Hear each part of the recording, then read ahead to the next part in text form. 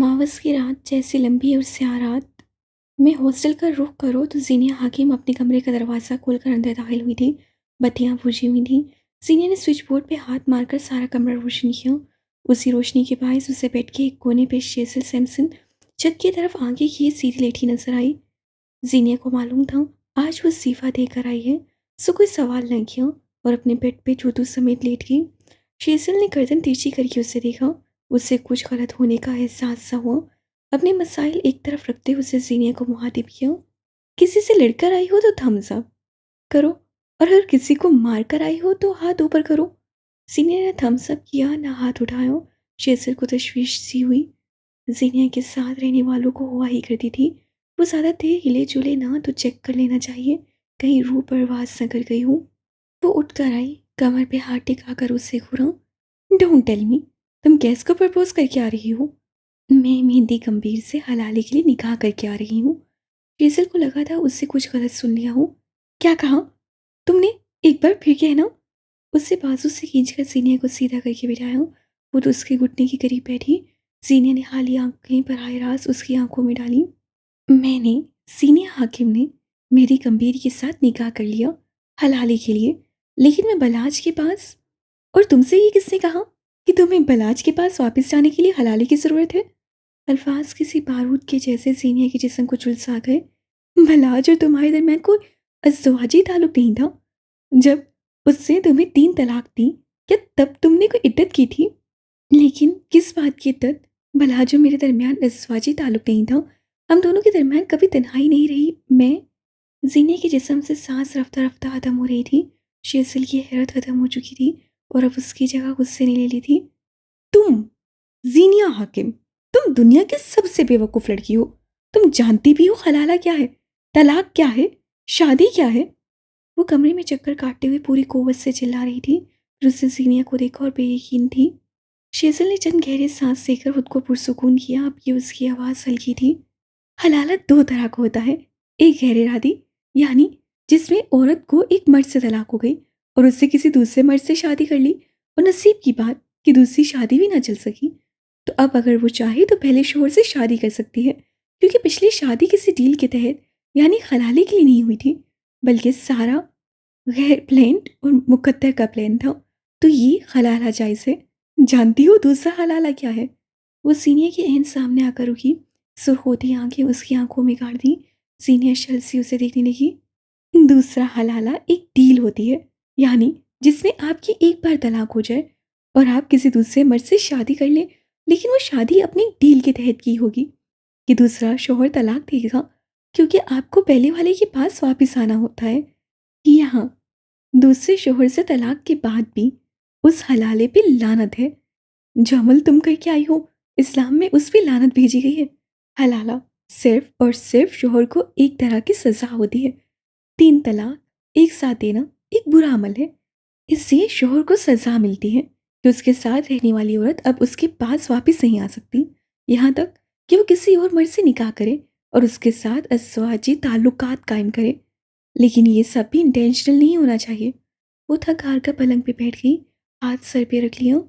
ए यस्सु मसीह, मुझे सब्र दे, मुझे सब्र दे। ये झूठ है। काफ़ी देर बाद सीनिया की अलग से फंसी फंसी आवाज़ निकली। ये सच हो ही नहीं सकता। अगर ऐसा होता तो बलाज, मौलवी या फिर मेरी कोई भी मुझे बता देता। कोई बताता कि तुम्हें किसने बताया था कि निकाह के बाद अगर शोहर के साथ इज़्वाजी ताल्लुक ना रहे तो औरत पे तलाक फ़र्ज नहीं होती। शेज़ल की बात सीनिया को चाबुक की तरह लगी थी। तुम्हें किसी ने नहीं बताया था सीनिया, तुम्हें मालूम था, क्योंकि तुम्हारा कंफर्ट था, क्योंकि तुम 4 माह 10 दिन घर पे नहीं बैठ सकती थी, ना महरम से पर्दा नहीं कर सकती थी। हर इंसान दीन से अपना कंफर्ट निकाल कर बाकी हर बात को पीछे छोड़ देता है। तुमने भी वही किया है। मौलवी साहब को मुझे बताना चाहिए था। इतनी बड़ी दाढ़ी, इतनी क्वालिफिकेशन के बावजूद वो, गैर मामूली आईक्यू, जहानत, सलाहियत के बावजूद तुम ये क्यों सोचा? कोई तीसरा इंसान आकर तुम्हें बताएगा कि इस्लाम क्या कहता है? मौलवी ज़रूर बताता। अगर उसे मालूम होता कि ये निकाह हलाली के लिए है। क्या तुमने उससे बताया था? सीनियर ने धीरे से नफी में सा हिलाया। शेज़ल अपनी जगह से उठकर उसके सामने आकर रुकी। खुतबा हज्जतुल विदा के मौके पे नबी करीम ने क्या कहा था? उन्होंने कहा था, मुसलमानों, मैं तुम्हारे पास हिदायत के लिए 2 चीज़ें छोड़े जा रहा हूँ, एक नमाज़ और दूसरा कुरान। क्या तुमने कभी कुरान खोलकर देखा कि 3 तलाक के बारे में क्या कहता है? मैं मानती हूँ, मुफ्ती और उलमा इकराम का बहुत बड़ा रोल है, मगर वो लोग टीचर्स हैं। वो बस कुछ पॉइंट्स पे तुम्हारी कन्फ्यूजन दूर करेंगे। दीन हर इंसान ने खुद सीखना होता है। कोई मौलवी तुम्हें राह चलते हुए ये नहीं बताएगा पर्दा करना होता है। हाँ, मगर अल्लाह कुरान में बता रहा है कि पर्दा करना है। दौरे हाजिर में गैर मजहबी भी कुरान खोलकर अपनी मुश्किलात के जवाब पा लेते हैं, और तुम मुसलमान ही उसे ओल्ड फैशन समझते हो। उसका बकायदा जी चाह रहा था सीनिया का गला दबा दे। उसका जी चाहा था पलाश को फांसी चढ़ा दे और मेरी गंभीर को छत से धक्का दे दे। वो दोनों एक ही पोजीशन में सर झुकाए बैठी थी, हाथों से लम्हात नहीं जिंदगी सिरक रही थी। शेजल चंद लम्हे खामोश रही, फिर उसकी हल्की सी आवाज़ कमरे में सुनाई दी। 2 साल पहले मुझे अपने अकायद पे शक होना शुरू हुआ। कुछ था जो मुझे अनकंफर्टेबल करता था। वो जानती थी, जीनिया ये जानना चाहती थी कि शेजल को ये सब कैसे मालूम है। 2 साल रिसर्च में मैंने बहुत कुछ देखा, सीखा और जाना, और आज मैं दावे के साथ कह सकती हूँ कि इस्लाम सच्चा दीन है, अमन का दीन है। हाँ, मैं अब भी इस्लाम के दायरे में दाखिल नहीं हुई, क्योंकि मेरे दिल में अब भी कुछ शुबहात हैं। मैं उन्हें दूर करके सच्चे दिल के साथ दीन कबूल करूँगी, अगर ये मेरे नसीब में हुआ। जीनिया ने सर हिला दिया, गोए जवाब मिल गए हों। आंखें अब भी किसी गहराए नुक्ते पे जमी थीं। तुम्हें मालूम करना चाहिए था कि हलाली की क्या। शेज़ल आगे भी कुछ कह रही थी जब ज़ीनिया ने बेकरारी से उसकी बात काट दी। कौन सा हलाला गुनाह है और कौन सा नहीं, ये सुल तो तब लागू होगा जब मैंने ये निकाह हलाले के लिए किया होगा, है ना? उसकी आंखें चमक उठी थीं, यूं गोया जिंदगी वापस आ गई हूँ। मुझे बलाज के पास मरकर भी वापस नहीं जाना, ना ही मैं मेरी कबीर के साथ रहना चाहती हूँ। ये तो मेरी कहानी की स्क्रिप्ट में है ही नहीं। वो जोश से बोल रही थी, चेहरा तमतमाने लगा था। ओह खुदाया, ओह खुदाया, मैं गुनाह से बच गई, ज़ीनिया बच गई। मुझे दोबारा उस शख्स के पास जाना ही नहीं, मेरी तो नीयत भी नहीं थी। अल्लाह, उसका जी चाहा था एड़ियों के बल घूमने लग जाए। और उसने कहा का क्या जो तुमने मेरी गंभीर के साथ किया है, ये तुम्हारी पर्सनल और प्रोफेशनल लाइफ दोनों को असरअंदाज करेगा। ज़ीनिया ठहर गई थी, गले में गिल्टी से उबर कर मधुम हुई।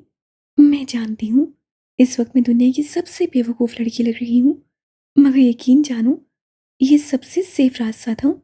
मेरी गंभीर कोलेट्रल डैमेज है, मगर है, मैं जल्द उस किस्से से जान छुड़ा लूंगी, फिर जीनिया आज़ाद होगी। शीजल कुछ ना बोली। वो फिलहाल उसे नहीं बताना चाहती थी कि अपनी फेरी टेल पर बात करके सीनिया ने उसके साथ कितना बड़ा जुल्म किया था। सीनिया को आगे आज़ादी नजर आ रही थी, मगर आगे कैद थी। मगर ये उसे वक्त बताएगा, कुछ बातें बस वक्त ही बताता है। चर्च की कदीम तर्ज पे बनी इमारत इस वक्त पुरसुकून सी थी। मुकद्दस खामोशी ने सारे को अपने आसार में लिया हुआ था। हॉल के अंदर खामोशी थी, अभी लोग आना शुरू नहीं हुए थे। कितार दर कितार लगी बेंचेस पे एक तरफ शेजल सिम्पसन भी बैठी थी, कद्दार आदम खिड़कियों से छन कर आती। धूप उसके चेहरे पे पड़ रही थी। भूरे ओवर कोट के साथ उसी का हमरंग ट्राउजर और सर पे स्कार्फ लपेटे वो आंखें मूंदे सर को बेंच पे गिराए हुई थी। दफादन कदमों की आहट सी हुई। कितारों के दरमियान राहदारी के ऊपर पूट रखते हुए बराक हनीफ गर्दन घुमाकर उसे ही ढूंढ रहा था, और उसे वो नजर आ गई। बेंच की पुश पे बाजू लंबे किए, उसी लंबे के बाजू पे चेहरा गिराए वो उससे करीब आए हुए देख रही थी। बराक उससे करीब चला आया, बेंच पे जरा फांसी पे उसके सामने बैठा। शेज़ल यूं ही नींद दराज से पड़ी रही। कई लम्हे उन दोनों के दरमियान कोई बात ना हुई। जब मेरे अब्बा ने मुझे बोर्डिंग छोड़ने का फैसला किया था, तब वो मुझे यहाँ ही लाए थे, यहाँ इस चर्च में। उसके बाद मेरे अब्बा मुझसे आखिरी बार भी यही मिले थे, इसी चर्च में।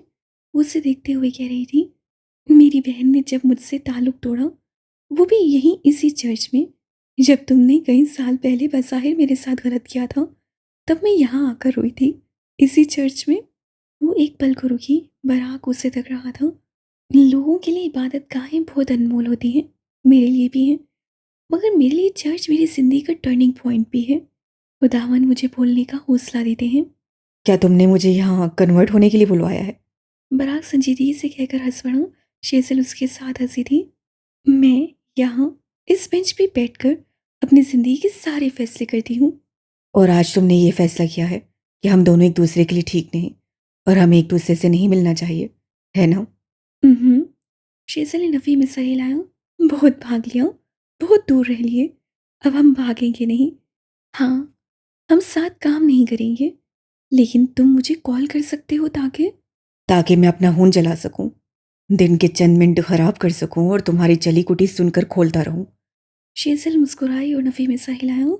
ताकि तुम सच्चे और खरे तबसुरात सुन सको, दुनिया की अजीम किताबों की रिकमेंडेशन सुन सको, बिजनेस की चंद नई और स्ट्रेटेजिक टेक्निक सुन सको, और सबसे बढ़कर मेरी खूबसूरत आवाज़ सुन सको। बराक ने खुशगवार हैरत से उसे देखा था। उसे वाकई यकीन न आया। कहीं कुछ चढ़ा तो नहीं लिया? तुम लोगों में तो वैसे भी हलाल है। हाँ, सही कहते हो, चढ़ा लिया है, और बोतल तोड़कर एक तरफ रखती है। शीशा तुम्हारी शहरक पे फेर दूंगी। वो दांत पीस कर बोली। नो ऑफेंस, मगर तुम बहुत वायलेंट हो। बराक ने झुरझुरी ली। नो ऑफेंस, मगर तुम भी बहुत फजूल आदमी हो। वो भी दो बदो बोली। बराक मुस्कुराया। शेजल ने कहकर गर्दन मोड़ ली। काफी देर तक दोनों के दरमियान खामोशी रही। धूप अब अपना रास्ता बदल चुकी थी। जानती हो, जब मैं कोई चर्च देखता हूँ तो मेरे जहन में क्या आता है? उससे चेहरा शेजल की जाने मुड़ा। वो उसके अल्फाज पे गौर करना भूलकर बस उसे देखने लगी। मैं जब भी कोई चर्च देखता हूँ तब मुझे तुम याद आती हो। बड़े से घास के सब्ज गधे पे तुम्हारी कई फीट दूर तक फैली हुई सफ़ेद फ्रॉक। शेजल थम गई थी, साकित बेसांस। तुम्हारे हाथ में सफ़ेद और गुलाबी फूलों के बुके, और तुम्हारी फ्रॉक के घेरे को उठाकर चलती तुम्हारी ब्राइडमेड्स। स्टेज पे मैं स्याह में खुद को देखता हूँ। शेजल ने बेख्तियार उठने की कोशिश की, मगर बराक की आंखें मुझे आंखों से उसे देख रहा था। शेजल हिल भी न सकी। तुम स्टेज पर आओगी और फूलों का बुके मेरे मुंह पे दे मारोगी। वो हंस पड़ा। शेजल हंस भी न सकी। तुम बहुत दूर का सोच रही हो बराक। ये रास्ता बहुत लंबा है। मुझे परवाह नहीं, क्योंकि ये रास्ता नहीं है, ये मंजिल है। दरमियान में अब कोई रास्ता नहीं, सवाए इसके कि हम एक दूसरे को कबूल कर लें। मैं उस दिन का इंतज़ार करूँगा। यानी तुम कह रही हो हम उससे पहले नहीं मिलेंगे? उठ खड़ा हुआ, एक अलविदाई नजर शेजल पे डाली। नहीं, क्योंकि अब कश्मकश खत्म। ये फैसला लेने का वक्त है। या तो अब हम एक दूसरे की ज़िंदगी में आएंगे, या फिर हमारी क्लासमेट्स अपने मीटअप्स में हमारी अधूरी कहानी का तस्करा किया करेंगे। अब फैसला लेने का वक्त है।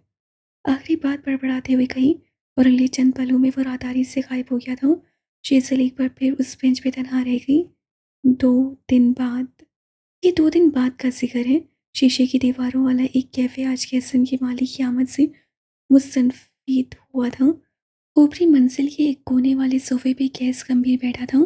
ग्लास वॉल से बाहर सड़क पे चलती गाड़ियां और लोग नजर आ रहे थे। मेज पे उसका laptop, graphic tablet, sketch book, pencils और कपड़े के टुकड़े रखे थे। सुकून से काम करने की आदत वो यहाँ आया था। अव्वल तो उससे सोचा कि सारी जगह बुक कर ली जाए, मगर फिर इरादा तर्क कर दिया। रश अलबत्ता ना होने के बराबर था। वो थोड़ी देर कागज़ पे पेंसिल से कुछ बनाता, फिर यहाँ से वहाँ देखने लगता, कॉफ़ी पीता, सैंडविच कुतरने लगता। हाथ में सैंडविच लिए वो एक बार फिर बेसारी से काम करने के लिए झुका, मगर उसी पल कुर्सी खींचने की आवाज़ से बदमज़ा सा हुआ। उससे ज़रा फासले वाली मेज़ पे कोई लड़की बैठ रही थी। स्याह रंग के कग्गे के ऊपर मेरून रंग की शॉल कंधे पे डाले, उसके शहद रंग बाल पुष्प पे फैले हुए थे। कैसे स्केचबुक पेंसिल वापस रख दी और गौर से लड़की का नीम रुख देखने लगा। वेटर उसका ऑर्डर लेने आया था। एक चाय, तेज पत्ती, चीनी कम, दूध ज़्यादा। ऑर्डर देकर उसे सर को मेज़ पे रख दिया। उसी पल उसे सामने बैठा आदमी नजर आया। थकी थकी आंखों से उसे देखा और जेर लब गुड मॉर्निंग कहा। कैस को सख्त तैश आया। यानी वो क्या जताना चाह रही है कि चाहे वो किसी रेस्टोरेंट में हो, तकरीब में हो, उसे बस ब्लेसिंग भेजनी पड़ेगी। वो जवाब दिए बगैर अपने काम पे झुक गया। सीनिया की चाय आ गई थी, मगर वो यूं ही सर को मेज़ पे गिराए पड़ी रही। रफ्ता रफ्ता आंखें भारी होने लगी और अगले चंद मिनट में वो सो गई थी। उसके बाल फिसल कर एक तरफ को गिर रहे थे। शॉल कंधों पे बराबर थी। कैसे यूं ही एक बेख्तियार सी नज़र उठाई और वो ठटका था। उसे सोते देख कर नहीं, उससे कपड़े, उससे कपड़ों का डिज़ाइन कितना नफीस और खूबसूरत था। उससे अपना बनाया हुआ डिज़ाइन देखा। मर्दाना लॉन्ग कोट, एक आम सा मर्दाना लॉन्ग कोट। अगर वो औरतों के कपड़े बना रहा होता तो ऐसा डिज़ाइन शायद कहीं फिट हो जाता, मगर यहाँ उससे आंखें छोटी की और गौर से दोबारा डिज़ाइन को देखने लगा। यकदम वो अपनी जगह से उठा, सीनिया की मेज़ से घेर रखी कुर्सी पे आकर बैठा और अब के वो गौर से उस डिज़ाइन को देख रहा था। सुई का नफीस काम, ऐसा मुलायम धागा कि हाथ बढ़ाकर छूकर महसूस करने का दिल करे। वो दोबारा अपनी मेज़ तक गया, मोबाइल उठाकर लाया मगर फिर रुक गया। जीनिया अब भी बेसुध सो रही थी। वो उस तरह सोते हुए बगैर इजाज़त किसी की तस्वीर नहीं ले सकता था, मगर डिज़ाइन ज़रूर बना सकता था। बरक़्राफ़्तारी से अपना स्केच पेंसिल और स्केच बुक लाकर वो ज़रा फांसी पर बैठकर उस डिज़ाइन को अपने अंदाज से बनाने लगा था। वो सर मेज़ पे गिराई हुई थी, आंखें बंद, चेहरा पुरसुकून। गैस उसके सामने कुर्सी रखे बैठा था। धूप उसके दाहिने रूह पे पड़ रही थी। गर्दन ढलकाए वो मगन था। उससे कॉफ़ी भूल गई। वो जीने की चाय की खून पड़ रहा था। घुंघराले बाल माथे पे गिर रहे थे। बाहर से आती धूप से उसकी हल्की बड़ी शेव चमक रही थी। आज इतने दिनों बाद वो कोई डिज़ाइन बनाते हुए मुस्कुरा रहा था। चाय का कप मेज़ से उठाकर एक बार फिर मुँह से लगाते हुए उसे एहसास हुआ कि चाय का कप खाली हो चुका था। धूप रास्ता बदलकर अब सीने के चेहरे पे पड़ने लगी थी। गैस अपनी जगह से उठा, कुर्सी का ज़ाविया बदला। धूप उसकी पुश्त से होकर वापस पलटने लगी। चाय का एक और कप लाया गया, जिससे वो घूंट-घूंट पीता गया। हाँ, मगर सीने की बताई चाय मुख्तलिफ थी। चंद मिनट बाद उसका डिज़ाइन बन चुका था। वो फातेह सा उठा था। 1, 2 और भी लोग आकर आस-पास बैठने लगे थे। वेटर ने आकर सीने को जगाना चाहा, मगर वो हाथ के इशारे से रुक चुका था। चंद नोट निकालकर चाय का बिल अदा किया और उससे एक और चाय लाने को कहा। साथ ही उठकर अपनी मेज़ पे आया और एक अर्जेंट मीटिंग बुलवा ली। अब वो अपने सेक्रेटरी को कॉल मिला रहा था। कॉल मिल गई थी। हदीबा, मैं तुम्हें एक डिज़ाइन ईमेल कर रहा हूँ। विंटर कलेक्शन के लिए हमारी इंस्पिरेशन मिल गई है। सारे डिज़ाइनर से कहो कि इसी इंस्पिरेशन को लेकर मॉडर्न और इलाकाई टच के साथ अब एक डिज़ाइन बनाएं। मगर याद रहे, डिज़ाइन डिसेंट हो। वो वापस अपनी जगह पे आकर बैठा, चाय का कप लबों से लगाया, एक लंबा घूंट लिया। थोड़ी देर बाद उसके लैपटॉप पे वीडियो कॉल जा रही थी। कानों में एयरपॉड्स, हाथ में चाय का कप। मर्दाना जैकेट्स और ओवरकोट्स के बटन्स को इलाकाई मंजर निगारी दें और ख़वातीन के लिए पूरी जैकेट और कोट के बटन लाइन को एक सकाफ़ती डिज़ाइन दें। इंस्पिरेशन के लिए आप सब अपनी ईमेल चेक करें। आपके आइडियाज़ उसमें मुख्तलिफ भी हो सकते हैं। फराज, आपके पास कोई और आइडिया है? उससे कप मेज़ पे रखा और हाथ को बाम जोड़े आगे को हुआ। फराज सामी नखरीले आदमी ने अव्वल तो कॉफ़ी का घूंट लिया, फिर हाथ उठाकर कहना शुरू किया। कुछ लोगों को कसम से सब कुछ डिसेंट ही चाहिए होता है। सो मेरा नहीं ख्याल कि हमें उनके टेस्ट के साथ कोई छेड़छाड़ करनी चाहिए। मगर कसम का भी असूल है कि उसे अपने डिज़ाइंस बनवाने होते हैं। सो वो रुका, आंखों में ढेर सारा जोश भर गया।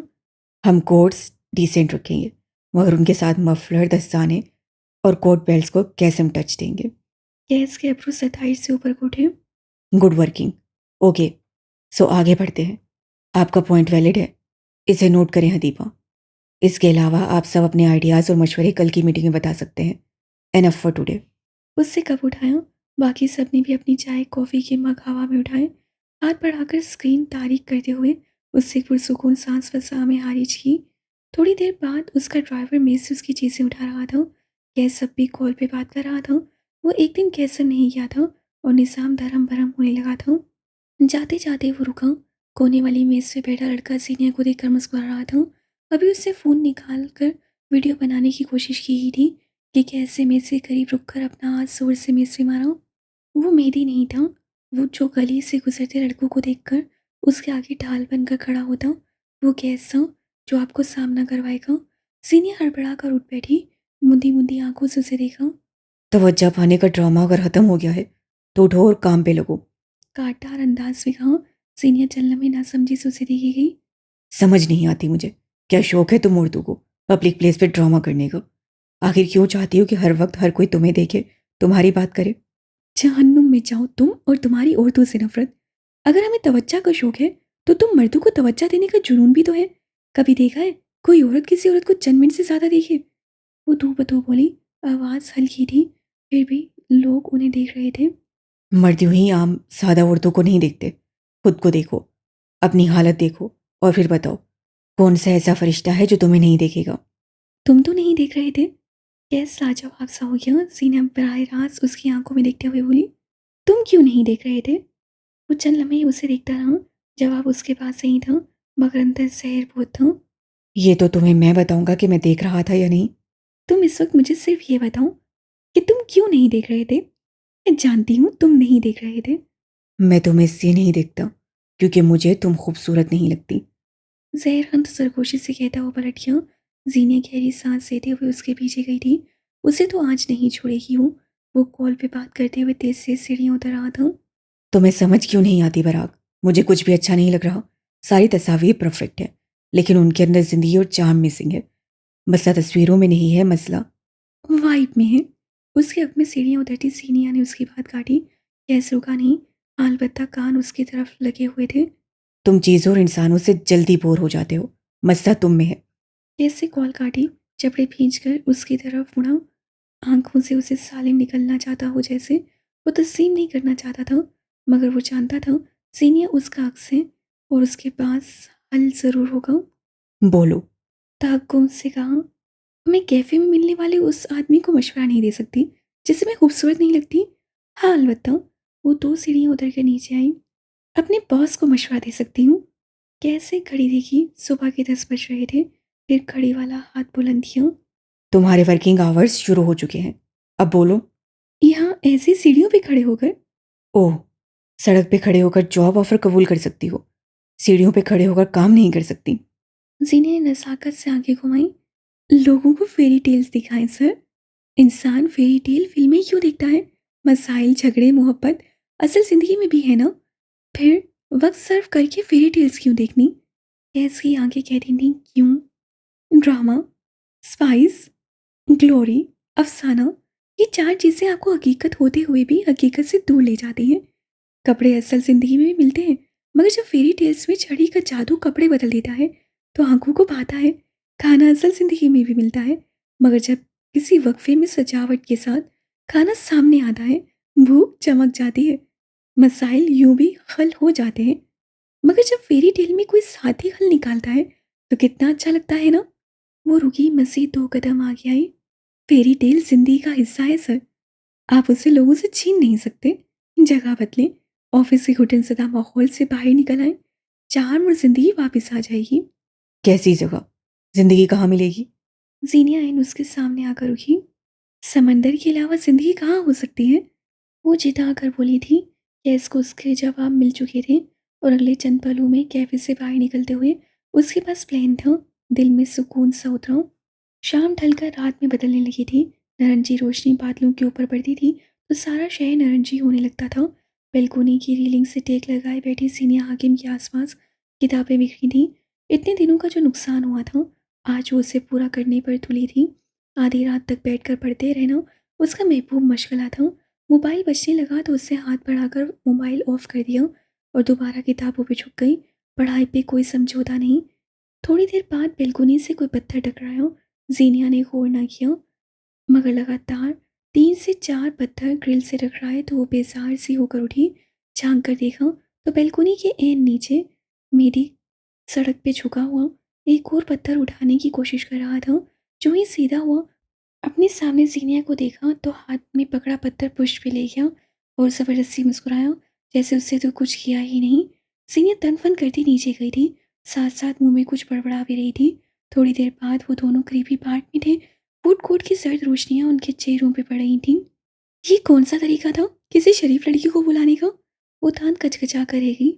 मैंने शुरफा की तरह पहले मैसेज किया, फिर कॉल, लेकिन जब मुझे जवाब देने की बजाय मोबाइल बंद कर दिया जाएगा, तब जाहिर है मैं इन्हीं ऊंची हरकतों पे उतर आऊंगा। यानी आप मान रही हैं ये हरकत अच्छी नहीं थी? जाहिर है मैं कोई जीनिया हाकिम थोड़ी हूँ जो गलती मानने की बजाय चढ़ दौड़ूं। वो कंधे चढ़ाकर बोला। सीनियर सब करके रह गई। ना हम दोस्त हैं ना कोई करीबी, फिर इस तरह इन नॉर्मल मुलाकातों का मकसद। वो बाजू सीने पे बांधे सीधी हो बैठी। मेरी भी कमर सीधी करके बैठा, हल्की पड़ी हुई शेव खुजाई। तुमने पूछा था ना हम दोनों कौन हैं? जीनिया का रुआ रुआ समात बन गया। चाय की खुशबू, अश्तियागेज खानों की महक और उन सबके दरमियान बोलता मेहदी। हम दोनों एक दूसरे के गार्जियन एंजल हैं। अल्फाज उसकी जुबान से निकले और पूरे पन्नों वाली मुस्तकबिल की किताब में छप गए। जब मैं गवादर आया था तब मेरे पास जिंदगी जीने की हर उमंग खत्म हो चुकी थी। मेरे ताकुब कार के खौफ ने मेरे दिल में घर कर लिया था। ये एक ऐसा मौजू था जिसे मैं अपने घर वालों से भी छुपाता था, क्योंकि सबको यही लगता मेहदी झूठा है। वो बोलते बोलते रुका। तुमने 1 मिनट के अंदर जान लिया कि मेरे साथ क्या मसला है। उस दिन जीनिया, उस दिन मैं जान गया था हमारे दरमियान कुछ है, कोई कनेक्शन, कोई बॉन्ड सा। आसपास फिरते लोगों से बेनियाज रोशनियों में घिरे वो दोनों माजी के अंधेरों को जिक्र लिए बैठे थे। उस किले में जब वो स्याह चोगे वाला आदमी मेरी गर्दन पे बंदूक रखे खड़ा था, उस वक्त मैं जिंदगी की हर उम्मीद खो चुका था। मुझे लगता था ये मेरा आखिरी वक्त है, मगर तुम एक बार फिर आ गई, स्याही में रोशनी की तरह। सीनिया कुछ कह ना सकी, बस उसे बोलते हुए सुनती रही। उस रोज, उस मजमे में जब मैं अल्फाज भूल गया था, तब तुमने मुझे बताया था कि मैं अहम हूँ। दुनिया नहीं, तुमने मुझे बताया था healers can be feelers too. और तुम्हारी जहानत ने मुझे बताया कि मेरे पीछे कौन है। ये तुम्हारे लिए एक आम बात होगी, मेरे लिए नहीं है। मैं उससे खौफजदा था, वो मेरे सामने नहीं था। और जब वो मेरे सामने आया तब वो एक इंसान था। और मेहदी को लोग डराते नहीं, फैसिनेट करते हैं। तुम मेरे लिए मेरी गार्जियन हो जीनिया, और मैं तुम्हारे लिए। वो आगे को हुआ, सब आंखें रोशनी पड़ने पे रंग बदल रही थी। तुम्हारा बाप तुम्हारी शादी करवा रहा था। तुम्हारे भाई के पास तुम्हें किसी दूसरे शहर भेजने के वसाइल नहीं थे। और तब गवादर के समंदर की गीली रेत पे तुम्हें मैं मिला।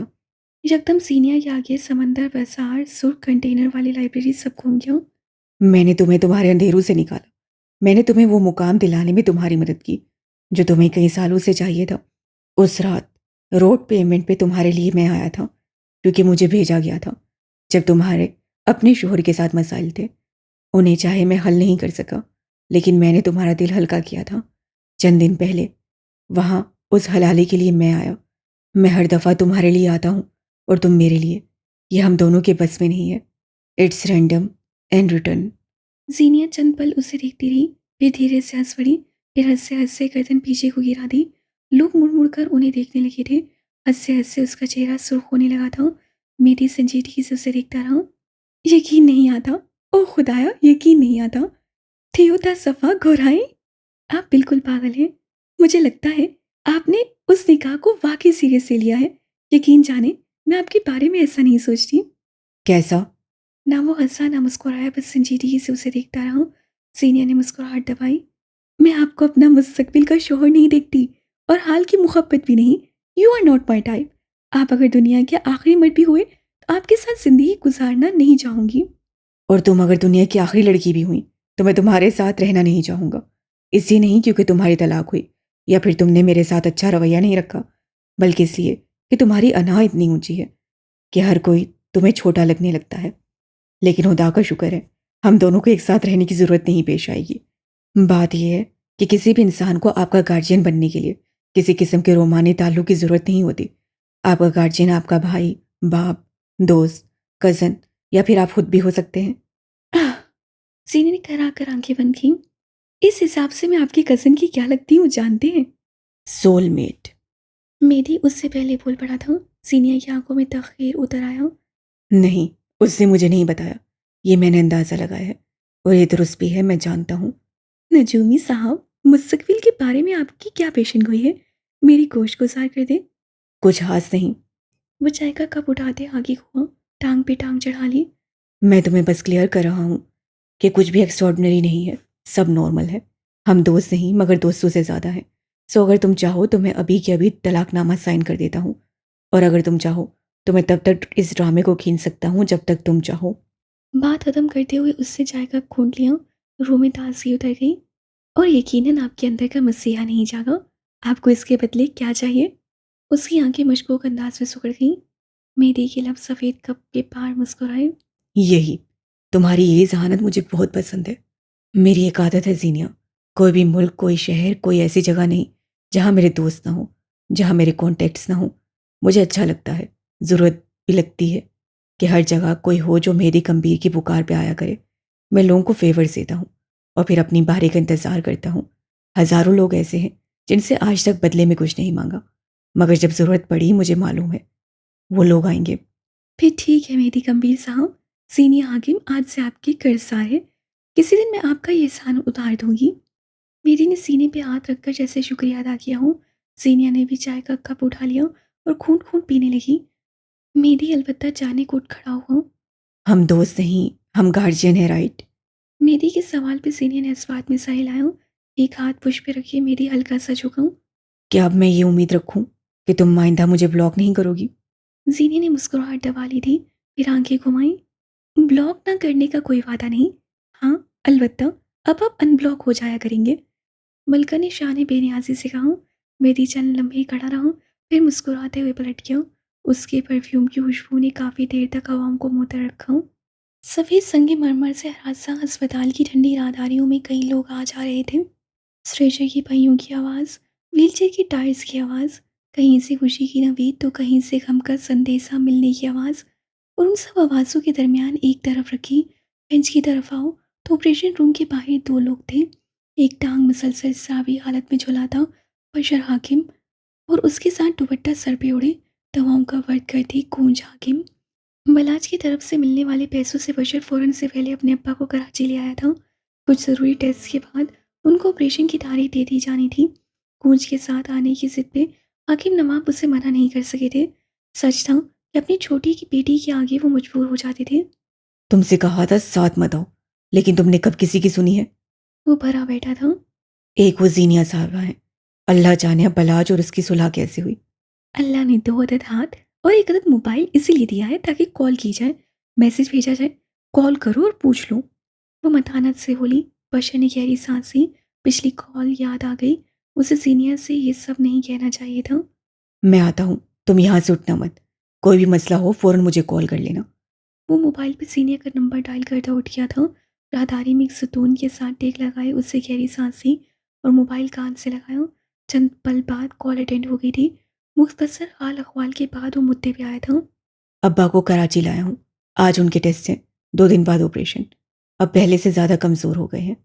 फाइनली तुम्हें याद आ गया कि वो मेरे भी अब्बा हैं। इतनी जल्दी कॉल करने की क्या ज़रूरत थी? उसके लहजे में तंज का अंसर वाज़िया था। बशर ने बालों में हाथ फेरा। तुम मुझसे नाराज़ हो जैनी? मुझे तुमसे नाराज़ क्यों होना था? मैं बस पूछ रही हूँ, क्या मेरा हक नहीं था ये जानने का कि तुम मेरे बाप को किन किन अस्पतालों में लिए घूम रहे हो? तुम सब जानती हो, कूंज ने तुम्हें सब बताया हुआ है। मैं उस कॉल के बारे में पूछ रहा हूँ जो उस रोज़ मैंने की थी। जीनिया खामोश पड़ गई। एक पल को आंखों में एक जज्बाती सा तासुर उभरा। मैं नाराज़ नहीं हूँ, हाँ, मगर मैंने एक चीज़ तस्लीम कर ली है। मेरी फेरी टेल झूठी थी। मुझे हमेशा लगता था चाहे सारी दुनिया मेरे खिलाफ होने लगे, बशर मेरे साथ खड़ा होगा। वो रुकी, गर्दन में गिल्टी से उभर कर मुंह धूम हुई। लेकिन अब मुझे तुमसे भी कोई उम्मीद नहीं है। वक्त पड़ने पर अब सीनियर तुम्हें भी नहीं बुलाएगी। I am sorry. वो हल्की आवाज़ से बोला। जूते से फर्श को मसलते हुए वो हर्ट लगता था। मैं तुमसे और रुद से, दोनों से शर्मिंदा हूँ।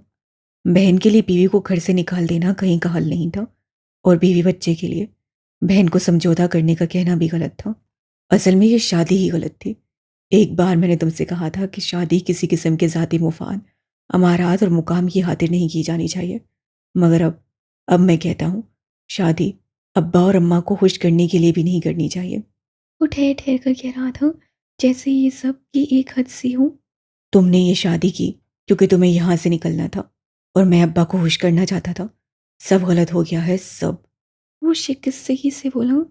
मैं जहाँ काम करती हूँ वो कंपनी कल एक शूट के लिए कराची जा रही है। मैं भी उनके साथ आ रही हूँ। अब्बा से मिल सकती हूँ, ये सिर्फ तुम्हारा हक है। वो इस वक्त शादियों पे बात करने की मूड में नहीं लगती थी। बशर ने गहरी सांस ली। मिल लेना, और मुझे बताओ किसके साथ आ रही हो, किस एयरपोर्ट पे, और फ्लाइट का वक्त क्या होगा। मैं लेने आ जाऊंगा।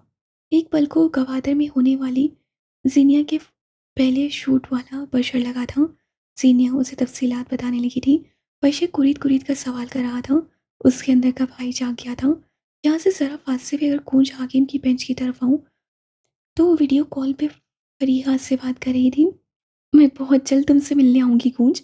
असल में हमारे सारे रिश्तेदार यही रहते हैं, तो हर एक के घर जाना पड़ता है।